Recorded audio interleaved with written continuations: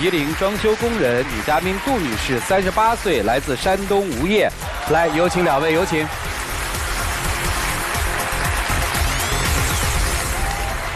欢迎两位哈，您这算是远嫁是吧？对的。山东人嫁到吉林，当时怎么认识的呀？当时是在一个超市认识的，同事关系嘛。你老家还是他老家的超市？在我那边。哦，后来就因为这个就嫁到那边去了，是吧？对的，对的。这算远嫁是吧？是的。小片里我看这次来的主要原因是您想带孩子回山东老家，回娘家是吧？是的。您不同意，是这意思吗？是的。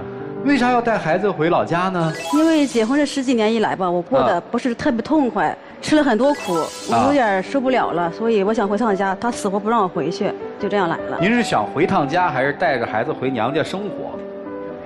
我是有点想回家娘过生活的意思。那这算是夫妻两地分居呢，还是不想过了呢？没不想过，但是我就想分开一段时间，过得太压抑了这几年。哦，那就把这几年的压抑说一说，好不好？从结婚开始啊，老师啊，因为我毕竟是远嫁嘛，我父母是不同意的。但是我义无反顾、众叛亲离的跟他跑了过来。说你来了，你得对我好吧？是好过2年，有过孩子以后，就没有那么太好了。您指的没有太好是指什么呀？没有关心过我呀。忙啥呢？不关心老婆？我一直在外边打工嘛。等于你们婚后他一直在外面打工？是的。您在家里照顾孩子？前几年他父亲有病，瘫痪在床的，是我跑上跑下买药了、擦身上，都是我一个人在忙。干嘛去了？挣钱？对呀。他挣了钱了，往家里寄了吗？寄了，我没看到太多。他一年出去打工，大概给家里交多少收入啊？1万多，2万来块。后来他的父亲病情稳定了一些以后，我想出去工作去嘛。刚干了不几天，孩子得了急性阑尾炎，必须要手术，又是我一个人在跑上跑下。这边公公需要照顾，那边孩子需要我来照顾。你说我都快要崩溃了。他在哪儿？在哪儿了？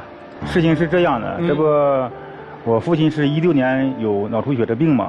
我为了给父亲看病，也花了不少钱。17年他就急着要盖房子，我说晚几年，他就死活不同意，不盖房子，甚至说要和我不过那意思。所以吧，我就是答应他的条件，贷款18年把房子盖起来了。盖房之后，今年他又说回老家不回来了。盖房子给这个家庭带来的是什么呀？当时我盖房的时候，一共借了10多万吧。那你经济压力很大。反正我一般的打工的钱，基本上都还完债了，都是。我跟了你10几年了，我盖房子要求过分吗？再说了，国家还有补助给我们，为什么要不盖呢？我是这么想的，所以把房子盖起来了嘛。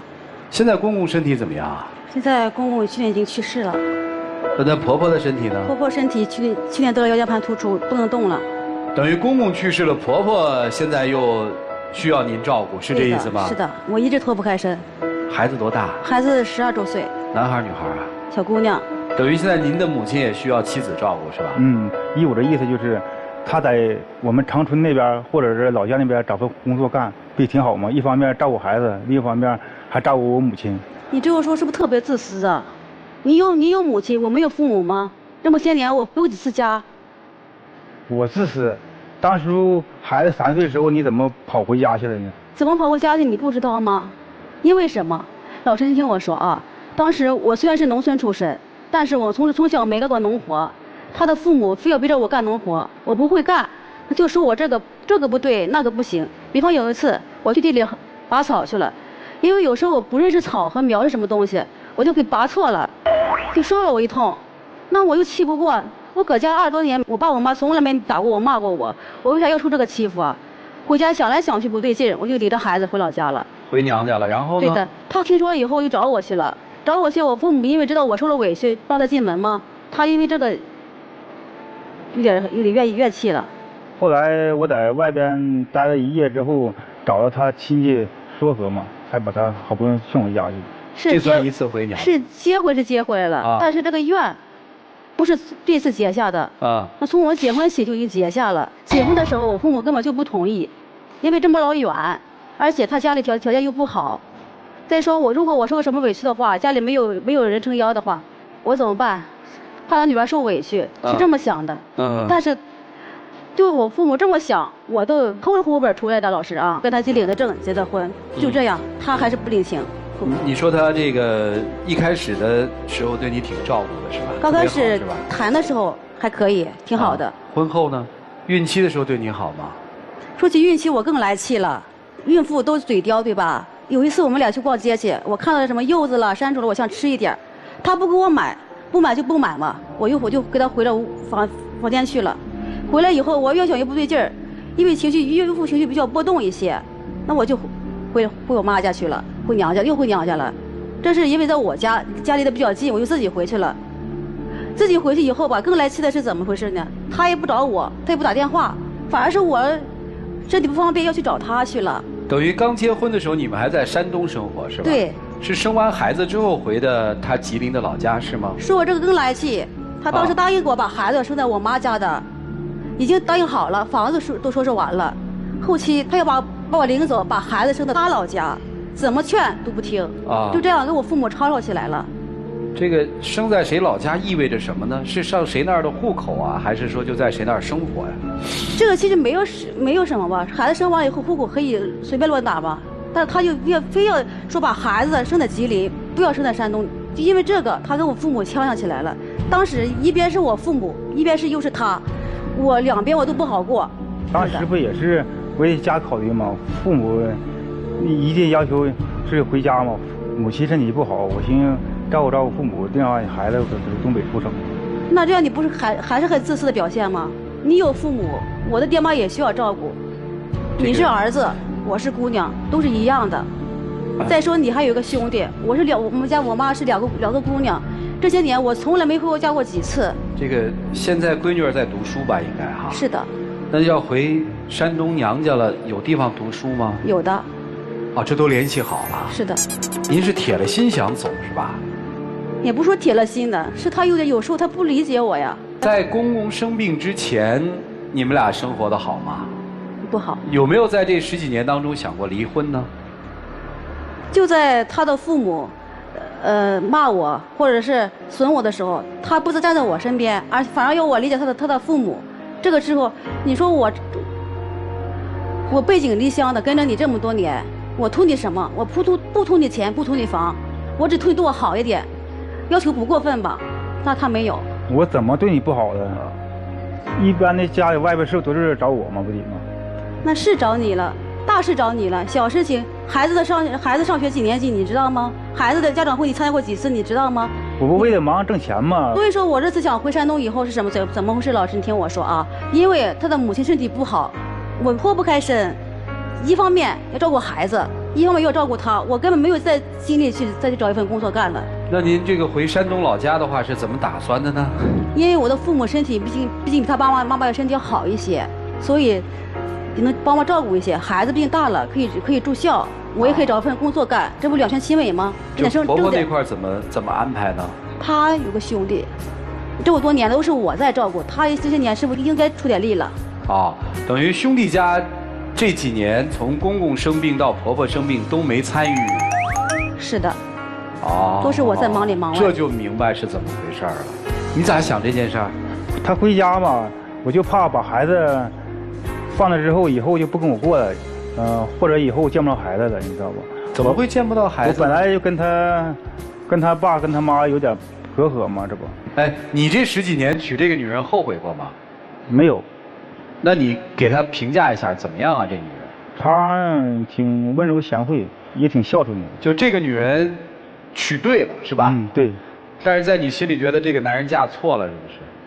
也不说是完全是错了，但是我很委屈，毕竟我妈不在身边，我只有你一个亲人，我是奔着你来的，我就因为这个我想不开，所以说有时候觉得这个婚我是我结对了吗？我来对了吗？我反复在犹豫的。所以就你这个回答的时候，就会发现你对男人还有就是对这个男人有特别深的感情，对吧？还可以吧。就别不承认嘛。就是这个男人怎么样？你评价一下，好不好？他除了脾气不太好，各方面还是可以的。就是你也能看到他对这个家的付出，是这意思吧？是的，其实他也不容易。兄弟那边能帮着照顾老母亲几年吗？我弟弟因为有个人原因不能照顾家人。弟媳妇儿不方便。对对对。那如果你妻子走了，老母亲怎么办呢？这应该是你考虑的最多的。对对对。那咋办呢？所以我一直就劝我媳妇儿在长春嘛。所以现在就冲突和矛盾出来了。我也希望她找份工作干，也许能帮我分担一些精神压力。其实我在外边这些年也是付出不少辛苦。您是这个担心媳妇儿带着闺女儿回了娘家之后不回来的多一些，还是其实现实生活就让您媳妇儿离不开这个家？我还是担心我母亲身体不太好。你看老师，他是不是还是很特别自私？他一点不为我和孩子着想。所以看这段婚姻的时候，你又觉得无奈，但是你又看到了这个很浓的这种情。这个情来自于说，我跟你过了10几年的苦日子，虽然我有抱怨，但我从没想着离开。甚至在评价自己的先生的时候，一边骂他，真在评价的时候又觉得这是一个本分不错的男人。其实这次我回家的原因还有另外一层意思。毕竟他跟我父母的关系不太好。我也想趁这机会吧，缓和一下关系。毕竟我是他的女儿，他不可能不见我，我也不可能不见我的父母去，对吧？因为血浓于水，不可能一辈子不见，我是这个意思。你们看应该怎么办吧？一起进入丘比特问卷。其实以我的来看啊，都是心地淳朴的人。大哥，我说一下你真正的问题。你真正的问题呢，也不在不怎么会挣钱，不怎么会照顾家里人。你真正的问题叫过于自我承担。什么叫过于自我承担？在这个世界上有一种人，但凡苦难我都自己受，我不分给别人，就是我能承受的我尽量都自己扛了。你是这样的一个人吧？然后呢，我实在扛不住怎么办？我最亲近那个人跟我一块扛，因为那也是我的一部分，所以就是你。为什么说你宁可老婆扛也不让弟弟扛，也不让弟媳扛？你的心理活动是这样的，你是老大嘛，是吧？对。现在不是你扛不住，是他扛不住。你不能让人10年如一日、20年如一日，一点阳光灿烂日子都没有。至于小孩以后认不认你，和你亲不亲，是你和小孩之间的事儿。你有没有尽到照顾的责任，有没有尽到教育的责任，这是你的措施。如果你在这方面做好的话，任何人都阻挡不开你们的血缘关系。第二个，有些事情是一定要有团队协作。现在比如说像我是独生子女，好，我父母的责任一定是我的责任。你是有团队的，确实是有兄弟的，搭把手也应该的。带个班，照顾一段时间。我奶奶生了兄弟几个，最后我奶奶就是躺倒的时候，就是已经神志不清的时候，就是轮流照顾，没有人敢说一句我不行。这是责任嘛？你因为你是弟弟，所以你就应该没有这个责任吗？凭什么呀？你就不是儿子了吗？你就不是儿媳妇了吗？不要把所有的苦都放在自己身上扛，更不要把自己所有的苦交给自己老婆去扛。这对他来说是个太大的折磨了。我觉得你让他吃了那么多年苦，抽1、2年的时间来好好疼爱一下老婆，这是你对他应尽的责任，好吧？就这样。好，谢谢陆琪老师。年老师，两个人都是很善良、很重情义的人，这个不用赘述，我们都能看到，两个好人。但是为什么现在日子过得这么的不顺心，这么拧巴？为什么两个善良的人愿意共同支撑这个家庭，甚至大家庭的一对夫妻，来这儿满脸愁容？因为你们各自的行为都有问题。我先说说女士，其实我们能够感受到你身上传统的中国妇女的美德，但是还是要说，纵观你10几年的婚姻经历，你是个非常能干的媳妇儿，非常能干的儿媳妇儿，对吗？你可以独揽家庭所有的对内的责任，照顾公公，不遗余力，抚养孩子，全部一起承担。但是这样的行为就一定是对的吗？不尽然。其实我们每个人身上的责任，包括我们身边近亲的责任，是应该有一个很清晰的界限的。这个清晰界限，我们每个人都做到线上的时候，才是家庭和睦。如果你一人独揽了所有的责任，你迟早累垮，迟早抱怨，而别人还不自知。你是一个非左即右的人，不是说现在我累了我就不管我婆婆了，明知我婆婆一个人需要照料，明知我那个弟弟可能这么多年没有照顾母亲的这个能力或者是意愿，就这么要走了，那留下烂摊子怎么收拾啊？我们生活真的不是非左即右非黑即白的，真的是要把每个人的责任捋清楚，每个人应该负的责任交到每个人头上。所以我给女士的建议是，既然这么多年我们都承担了如此重要的责任，那么在这个时候想要改变一下生活的轨迹，需要时间，需要沟通。先生，我想说的是，你也是个好人啊，但是我们家庭当中真的只是我赚了钱给你们生活就可以过得一团和气吗？真的是我承担了我认为男人应该承担的养家糊口的责任就风平浪静了吗？显然不是啊，我们再不善于言谈，也得去传达情感啊。你刚才担忧让我特别的震惊，说我怕他带着孩子走了，将来孩子不认我。可见你这10几年当中，你除了给钱，你有给过孩子情吗？我倒觉得你是有亏欠的。是，你需要养家，是生活不易，但不易的生活当中，我们也有情感的输出和输入啊。这就是你做的不妥当的地方，你把家庭的责任都压给了这个女人，你把自己当老大的那份所谓我就应该扛起全家，你扛得了吗？所以我希望先生你也能够转变思想，我们该承担的责任去承担，该共同努力的去找你的弟弟商量。祝福你们。好，谢谢杨老师。来，徐总，我问女生一个问题哈，如果他没有这个弟弟，他们家就他一个人，你一定要走吗？一定要回娘家吗？这个我需要考虑一下。我可以这么理解吗？你这次要回去的还有一部分因素是要给他施加压力，让他的弟弟承担应该承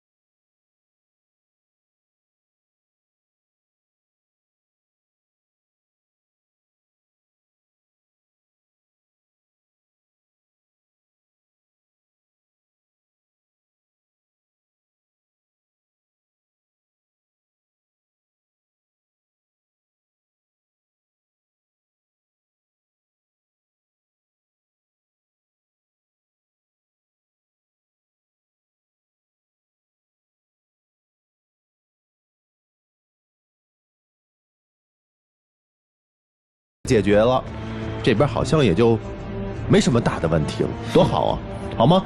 就这样。好，谢谢曲总。来，涂老师，哎，你做什么工作的？建筑你一个月挣多少钱？7、8千块钱吧。那你一年算下来大概能挣多少钱？6、7万块钱吧。那怎么寄回家才1、2万呢？我剩下钱都还那个欠的钱嘛。你是把钱寄回，还了钱之后还剩1、2万给家里是吧？啊，对。那你每年要还多少钱？4万左右块钱。那你过着的日子挺苦的。对。你没有端正自己的角色，你知道吗？别人总得图你一点什么的。好事你全干了。我是老大，我什么都扛，我是个孝顺儿子，但照顾父母、承担家庭责任，以及帮你的弟弟来履行那份孝子的责任，全他扛了，好事全让你担了。所以从某个角度上来说，是不是应该在家受点委屈，跟他家庭搞好关系？人心都是肉长的，付出没有问题，我总得图你点什么。老大你也当了，事儿我全干了，最后我什么没落着，还要受你家庭的责备，是吧？你总得让我图点什么，我嫁你图什么呢？你自己扛得有多累，你很清楚。做建筑工人一年挣7、8万块钱，自己只留1000块钱每个月吃穿用度、捉襟见肘的，这样的日子什么时候是个头？为什么要剥夺自己的弟弟尽孝心的那份责任？表面上说你是替他扛了，你认为你的弟弟会感激你，你的弟弟会认为这是理所当然，就像你现在认为他替你扛也是理所当然，理所当然到了某一天之后就会变成冷漠。我们所有人都是在争取妥协和权衡当中争取最大化的幸福。你可能认为你的争取就是挣钱，妥协就是帮他盖了房子，那你的平衡在哪儿？很多女人都有你同样的问题，就是我做你最爱的人，难道我就是最倒霉的那个人吗？那我为什么要做你最爱的人呢？其实这个问题的真正答案是，如果我要做你最爱的人，那我既是最委屈的人，也是最幸福的人。因为我的委屈是因为我幸福，我因为幸福，所以我才愿意受委屈。有些人说是因为先有了爱才有了理解，但反过来，因为有了理解才产生了爱，也是说得通的。所以你把这个问题想通了，你就应该清楚，你是不是他最爱的人？甭管他有多么喜欢揽事儿，有多么喜欢冲老大，你是不是他最爱的人？好，那既然你是他最爱的人，那你就是那个最委屈的人，只是现在你感觉不到幸福，他没有做好平衡，对吗？今天你也很直白的诉求了，我知道你是个不错的男人，我知道这些年来无论多么困苦，我始终是你心里最重要的那个人，我愿意受委屈，我不是吃不了苦，但请你给我一点关心和幸福，你要的是这个，你明白吗？明白。你明白你该怎么做呢？我觉得如果你明白的话，你至少应该这么做。第一，就家里的这些个事儿听他的，自己的女人不会往自己向坏道上去引。很多事情虽然说在嘴上，但其实心还是软的。我不相信他内心深处是不愿意帮衬你弟弟的人，不是那种争风吃醋、锱铢必较的人，否则他不会照顾你的父母这么多年。所以你得信任他，把家里的事儿交给他去安排。同时，对于他对你娘家的他娘家的诉求，你应该做出妥协，你应该做出付出，明白吗？明白了。这就是所谓的平衡。当你如果你想清楚了这个逻辑，当我做你最爱的人，我就是要受委屈，但我也能获得幸福的时候，这就是生活。你说呢？好吧，就这样吧。好，谢谢涂老师。谢谢4位老师的这个分析。我们看到了2个淳朴而质朴的好人。老师们说了一句话，叫“生活需要智慧”嘛。希望你能多听进去。真想走，刘道老师不是说的挺好的吗？你让他歇一歇，喘口气儿。这里面唯一一个您可能没考虑到的，在这儿，女儿12岁了在读书，走多长时间为合适？哪个对孩子的发展更有利？您把这事儿想清楚，好多事情都迎刃而解了。接下来咱们一起进入真情60秒。媳妇儿，谢谢你这些年一直照顾咱家，我以后挣很多钱给你。我需要的不是钱，是需要你的关心，是需要你的爱护。你给我了吗？这些年，我只是一个人在家哄着孩子，照顾老人。你什么时候回我家说，哎呀，媳妇儿啊，我爱你？你说过了吗？我没听到过吧？我从来没有听到过。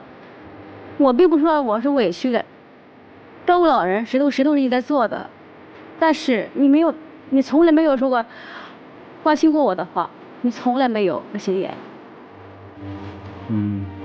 通过这件事以后，我会好好的照顾你，好好的爱你，老公，我爱你。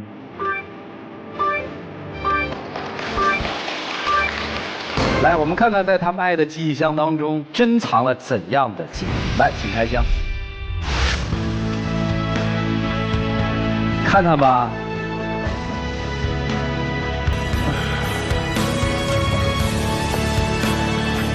哟，您那应该是膏药吧？是的。那你知道我日前为了照顾家庭、照顾孩子，我身体好过吗？哪哪都疼，你知道吗？我和你说过没有？你不知道。关心少了。你那是什么呀？这是我临来之前，我弟弟写封信，给我媳妇写封信。能看吗？可以的。嫂子，感谢你这12年来一直无微不至的照顾爸妈，特别是爸得脑溢血卧床的这2年，以及妈腰椎间盘突出不能自理的时候，多亏嫂子你精心照顾，帮妈洗衣服、做饭、收拾家务。这些年来，你把爸妈照顾得很好，最后希望你能留在东北和大哥一起照顾母亲。再一次感谢嫂子这么多年来为这个家的付出，小宝。这是弟弟写的啊，你拿着啊。最后就说一段话，我们这是爱的记忆箱，爱是你对他的爱，不是你弟的感谢信，你知道吗？今天咱出来带条件，你要同意让媳妇儿带着闺女儿，哪怕回山东老家过个暑假，给她放个假休息休息，你就出来。你要连这个条件都不同意，你也别出来了。谢谢2位，请回吧。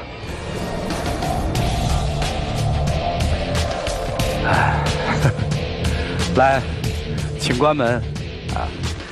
好了，电视机前的观众朋友们，欢迎大家登录爱奇艺搜狐视频收看我们的完整节目内容。我们来看看选择是什么，请开门。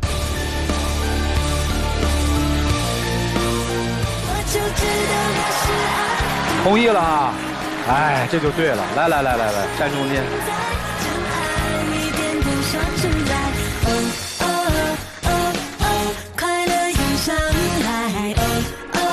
好，来，有请我们的小花童，有请。